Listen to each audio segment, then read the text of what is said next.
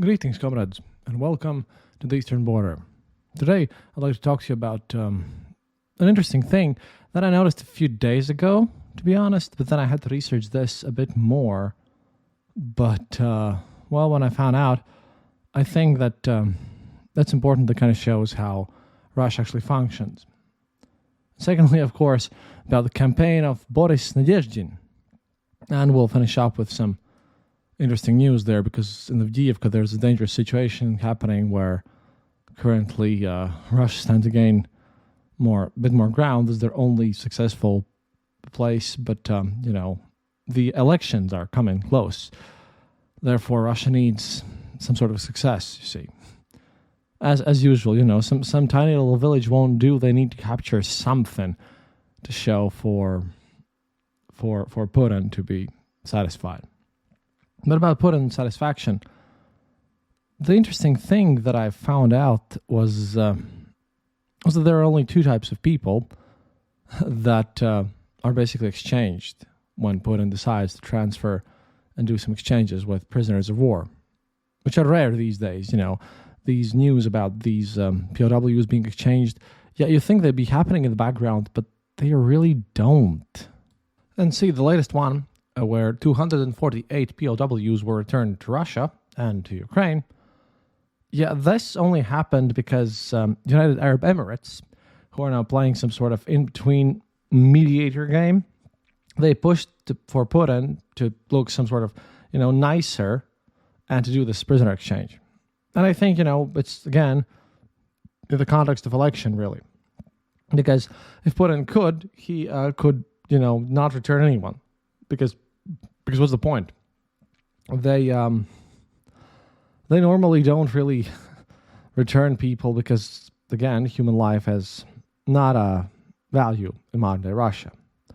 But you see, this prisoner exchange happened on the 3rd of January, finally. And the thing is, 248 POWs were returned to Russia. About the same were returned back, maybe less, because, for one, it was supposed to be 173 versus 173, and then there were some wounded people, which Ukraine just added because they are heavily wounded people. But out of those people who were not heavily wounded, it was basically all of those people who were just there and were not wounded. 73% of those totally released. But again, if you discount the heavily wounded, then that's 100%, all of them. Were those people who were recruited by the Russian Ministry of Defense while serving prison sentences. And there's a lot of videos where these people, on Ukraine's side, the journalists just go through and just check, who these people are and what's happened and everything. But the numbers requested by Russia consists of these guys. Oh, and some Chechens too, sorry. Not 100%, but it's very close to 100%. Thing is that there's just a weird situation there where no one's commenting on this, and I really wanted to know why. Well, because, for example, Kyiv Post reports that among those exchanged was, for example, Anton Mysychakov, a former prisoner from the Leningrad region who had been recruited into a Storm Z detachment. Mysychakov was serving a 5-year term in a correctional facility near the town of Frontsovo for drugs offenses before signing a contract with the Ministry of Defense. He's currently stationed in a military unit in the Moscow region, where he and others were informed that they would stay for a month, during which time the FSB would work with them. His relative explained that Mr. Chakov had opted for military service because he had still two years left to serve and had little prospect of being paroled. His family are worried the video in which he criticized the Russian command while in captivity might cause problems for him. Another released POW was Oleg Shunin, who had been sentenced to 11 years in a high-security prison in January 2023 for murder. Although it's known that he had undergone a medical examination and FSB interviews somewhere in the Moscow region, really not much information about everything. But the thing is, again, the main question here is why? Why now, and why make these things in total?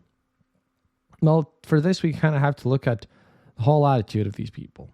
Because some of them have talked to me and some of them have talked to other people, these ex-convicts who have now gotten freedom after fighting in Ukraine.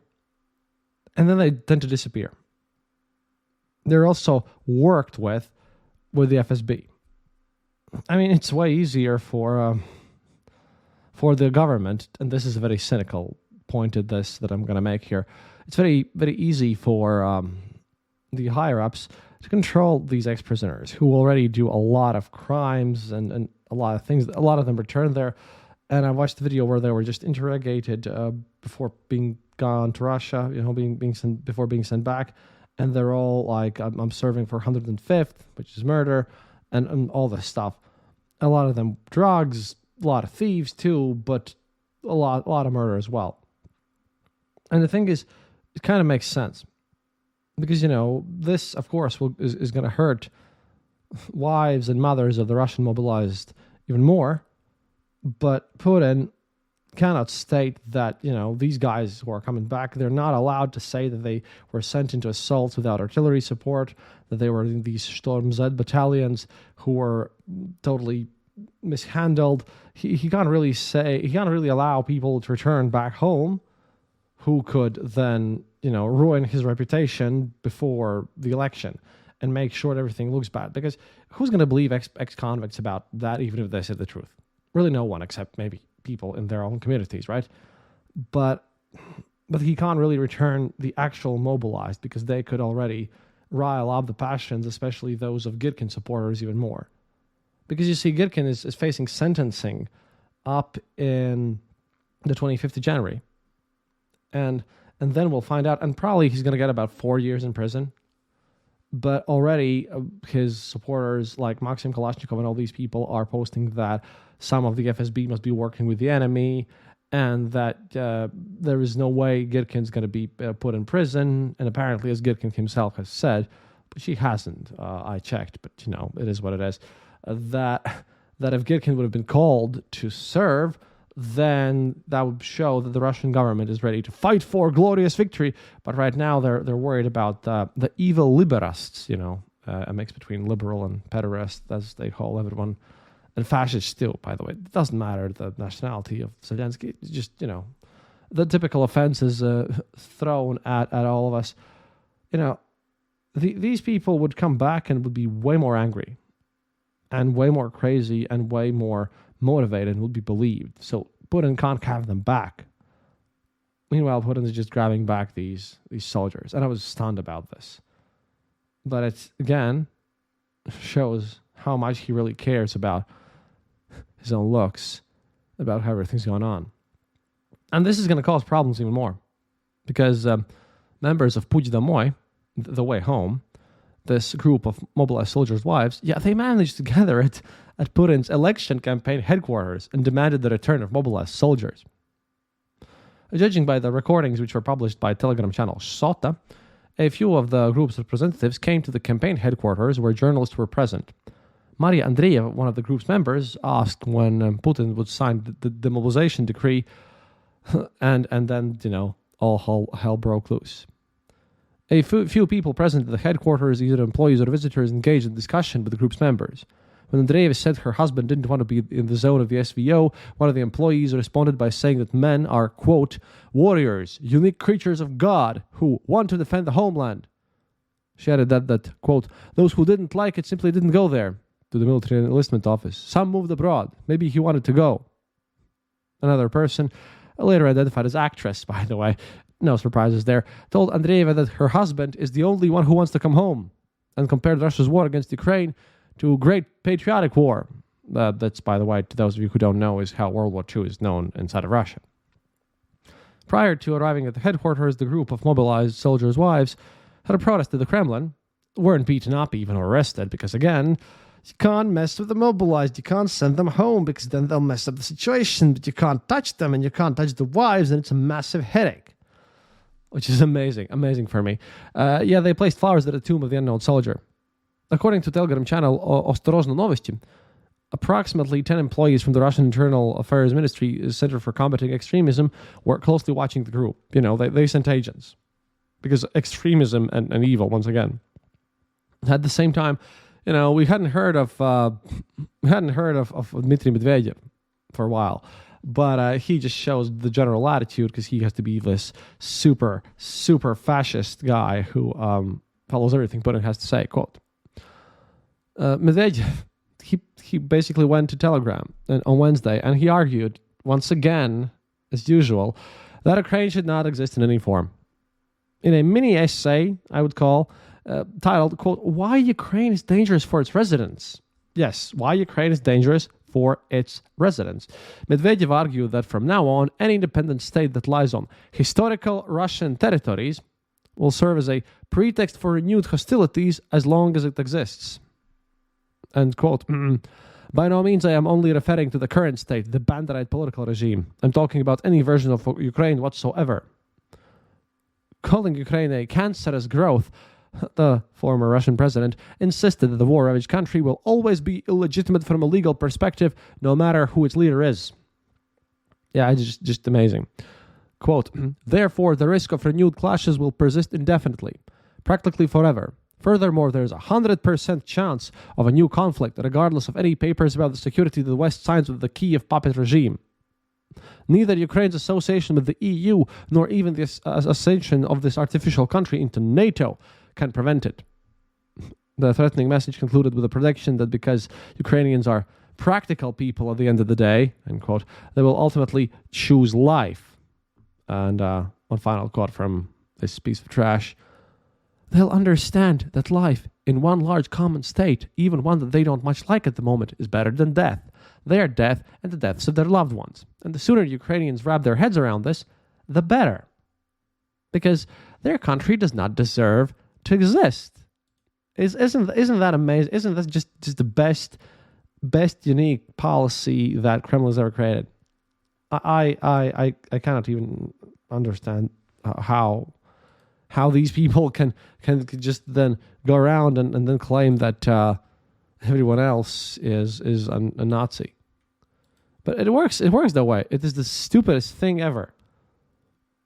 But seeking logic, they can't. They're trying to deal with this internal struggle, with these internal protests, bringing back practically only people who are either ex-convicts or heavily wounded, which just Ukraine threw at them. And they were like, okay. And apparently also some Chechens, because Chechens always get the priority. They get a separate list. It's a whole different story. But then Kremlin, in its infernal, eternal, and unending stupidity, made another little mistake. See, exists this candidate called Boris Nadezhdin. He's scary for Putin. Before that, I have to move back to Bashkortostan for a bit. See, over there, again, because I missed it, and I just was researching this previous issue, and I didn't understand that I had to check them out. Yeah, in Bashkortostan, they gave the local activist, 4 years in prison, and now there's a massive call from the supporters of his to just... They've basically positioned themselves with the political demands as well. They are now stating that all Bashkirs must return back from the army, and that they had enough of Moscow and Kremlin, and yelling and just basically Moscow messing with their institutions. And the thing is, there's a I don't get his name here because again somewhere lost in the notes, but there's a singer who's now facing extremism charges because again he, in tears with his eyes, again in the video, stated that yeah, in Moscow they can yell Russia for Russians and be super ethnic nationalist. But once one activist guy defends a local kind of natural piece of treasure and says that Bashkortostan and Bashkirs are a separate people, he gets called an extremist. And then they try to claim that Russia is a multicultural nation. At the same time, they also destroy, our own natural beauty, and they steal from our region and don't do anything good for the Bashkir people. And with here, like he said, he was a Russian patriot, but he said that if he doesn't, call people out to go to these protests, where truly 5,000 people already have arrived at some points, that his own people will just, stop existing after a while, which is true. And now we come to Nadezhdin. See, Boris Nadezhdin has done nothing else whatsoever previously in his life. He's been someone who's worked as a clerk. He was in one of those totally legitimate opposition parties, one of those that are sanctioned by Kremlin, like totally sanctioned opposition guy. And then they kind of picked him because always Putin needs some sort of a liberal sparring partner, to show from the whole thing that a lot of people, to kind of be able to show, because no one cares about the election result, okay? Everyone knows that it's going to be illegitimate, nothing's going to happen there, but this Nadezhdin was kind of pushed through as a candidate from a non-parliamentary party, which means he has to collect only it's a mess to get ballot to get in a ballot in Russia. But right now he is in the state of collecting signatures to be a presidential candidate. He could skip one step. He's in the second step now, and he was placed out there the same way as a couple of years ago. Ksenia Sobchak in 2018, if I remember correctly, was chosen to be this opposition liberal candidate. And with this, I think Putin wants to show that war is more popular in Russia than not war, and that Putin's position is more popular. This Nadezhdin guy, previously, like I said, he's done nothing. He's earned money by going on Solovyov's show and just basically being the beating boy for the ultranationalists over there. He's been the guy that goes out and then defends liberal values and says that we shouldn't, be so evil and maybe we should end the war. And then he's being bashed on by Solovyov. So this guy, that's their big issue. They kind of need one to kind of legitimize the election, although no one cares about it. But he at least has to show to the average Russian, to people in the deep state, so to speak, even people in Bashkortostan who now hate his guts, and these mothers of the mobilized, that of course, they are just a tiny minority that people actually want to support the whole war thing. But then this Boris Nadezhdin, he met the mothers of the mobilized and the wives of the mobilized.